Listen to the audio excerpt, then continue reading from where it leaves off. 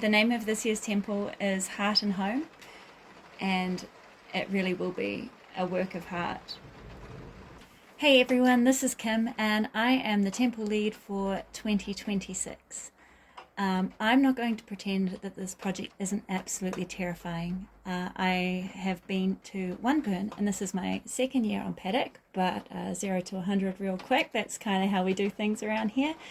And I'm very thankful to have an experienced crew of people guiding me and helping me out along the way. I know that this year has been incredibly difficult for a lot of people in a lot of different ways. For me, this temple is a huge part of my own personal journey in healing, as I hope it will be for many of you. The best way to describe what I want to represent in this temple on a personal note is that after a horrific year, which started with the murder of my friend over Easter, I was brought into the community and embraced by the people in it. It was an incredible feeling of acceptance and love at a time where I thought that I was too upset and down to attend parties and bring the mood down, quote unquote. And I'm so grateful for the support that I received over that time that I wanted to do something huge to give back and to show everybody how appreciated that was. This year's temple design is simple. It's a single level construction, and that was purposeful. I understand that a lot of people are tired this year. Everybody's got a lot on their plates, and for me, this temple is about heart and not ego. It's not about creating the biggest, fanciest temple that the paddock's ever seen, and it's very much about representing the community and the volunteers and everybody that contributes. The center structure of our temple is a huge heart-shaped room. It will provide a really beautiful, quiet space to sit and reflect in, with a wishing well in the center to drop your tokens. You'll be able to climb up inside of this and sit. Around the outside of this are 10 paper doll cutouts. If you think about the pieces of paper that you used to concertina up when you were a child and cut out the daisy chain of people, all holding hands with an archway for the entrance, and these people represent each of the 10 principles. I really want to encourage you to walk around these principles and see how each one resonates with you. I think a few of us get stuck in representing one or two really strongly and forget to participate in the others, or at least aren't aware of our participation with the others. One of the really important parts of our temple burn is recognizing people in the community. As I was saying, this is a very heart-centered build, and we wanted to acknowledge some of those people by giving them the option to participate in our lighting ceremony. The people of this community makes it what it is, which is why the central focal point of this is the heart. It also includes a couple of little surprises, which we will keep until the day. And there is some audio accompanying some of temple this year as well, which should be a nice touch. It was important to me to provide an opening and a closure for the burn, rather than having it just be a kind of free-form ending where people drift away. There's been so many really cool synchronicities along this journey that I've been really grateful for, that have shown me that this is the right thing for this year. Firstly, there was the image on the Kiwi Burn Principles page, which really reflects the structure that we've built with the principles around the outside, and a central hub in the center. There's been the amazing poster created by Izzy, which was beautiful in its design and also very similar to what we intended to build. There was the Black Rock Temple for Burning Man this year, which incorporated a lot of the same design elements that ended up in ours, with the jewel-shaped centerpiece on a plinth.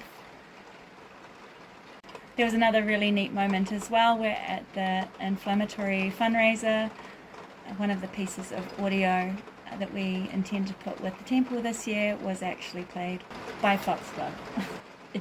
It's just been incredible to have these little road markers be shown to us that we're on the right track and that this is what's supposed to be happening this year. Our main cost at the moment is the nitty-gritties of the build. We haven't got a huge budget this year. It's considerably smaller than some other years, and the majority of our costs is going towards boring things like plywood. Plywood is incredibly expensive, but it's important in the context of the build. There wasn't really a way to avoid it with the design that we have. So that is taking up a huge chunk of resources, and we've actually had to pull from other areas of our budget to make sure that we have the funds to make that happen. We don't currently have a swag budget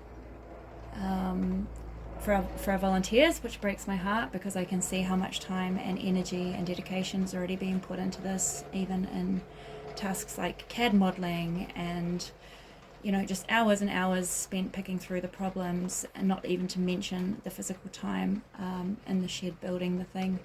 We aren't trying to build it in the 2 weeks prior. We have use of a shed and are allowing ourselves a lot of extra time to get things done, but that means extra travel for our volunteers and things like that as well, and we'd love to be able to help them with some of their costs getting backwards and forwards to actually just be there to help us build. I am exceptionally fortunate to have a lot of experienced people around me.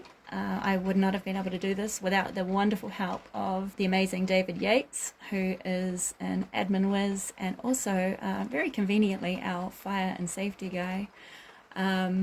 It's been the perfect combination of skill sets really, as I'm more than happy to build relationships and nurture the team and take care of the larger artistic vision, while Dave is brilliant at the nitty-gritty, detail-oriented side of stuff. I'm also really lucky to have Pete Lumos, which many of you will know as another brilliant fire guy. He's helping prepare one of the surprises for this temple. There's so many amazing people that have stepped into some huge roles in our team and been there for support. Tara, our construction lead, just for the wealth of information and knowledge on how to actually build things and put them together. Sal, our CAD legend, who has our planning down to a fine art. Nico, Jesse and Lou, build gurus of the years gone by, who have been on the roster to help me put all of the little pieces together in my head and navigate the whole thing. Raf for offering us an amazing build location and being so generous with his home and his resources. Trace from admin for finding me all the tiny details and the people and the connections that I need to make this happen. Xanthi from MPW for the gear and the advice and just navigating the actual paddock itself.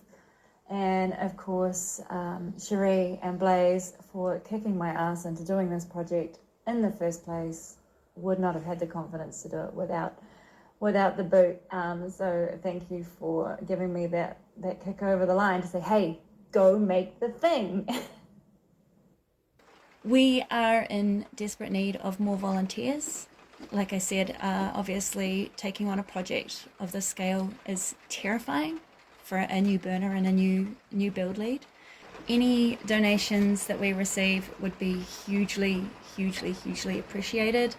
If you would like to contribute your time, that would be absolutely amazing. We still have several roles that we need to fill in terms of experienced electricians and things along those lines, so please reach out if you can think of anything that you would be willing to contribute. We couldn't do any of this without you. The name of this year's temple is Heart and Home, and it really will be a work of heart